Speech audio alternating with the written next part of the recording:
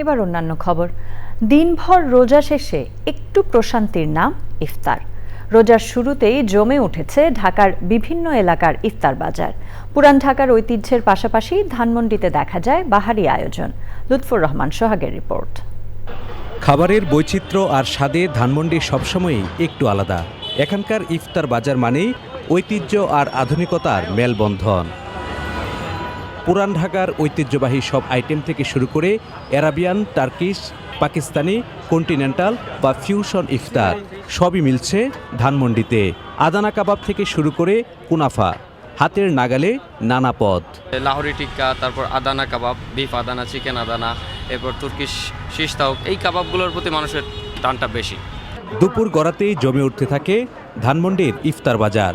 পছন্দের আইটেম নিতে দেখা যায় লম্বা লাইনও। সবার থেকে একটু আলাদা, এই জন্য আসা আর কি।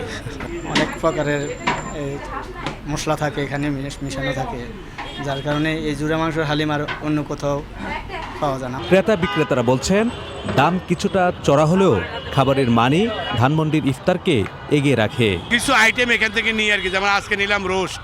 আমরা ওই যে আপনার গোলাপ জল, আপনার যে এসেন্স, কেওড়া জল, এগুলি আমরা ব্যবহার করি না। প্লেন জাফরান টাফরান ঘি, পিওর ঘি দিয়ে রান্না করি, পিওর সয়াবিন দিয়ে, কোনো ভেজাল তেল এগুলি আমরা ইউজ করি না। আসলে এখানে যখনই আসা হয় তখন পাখিটা নিয়ে যাওয়া হয়। এখন আমরা অন্যান্য জায়গায় যেটা দেখেছি যে পরিচ্ছন্নতার অভাব, বা ধানমন্ডিতে ইফতারগুলো পরিষ্কার পরিচ্ছন্নতা, এখানে আপনি নির্দ্বিধায় কিনতে পারেন। ধানমন্ডির ইফতার অনেকের কাছেই দিনের ক্লান্তি দূর করার উপলক্ষ। লুৎফুর রহমান সোহাগ, চ্যানেল আই, ঢাকা।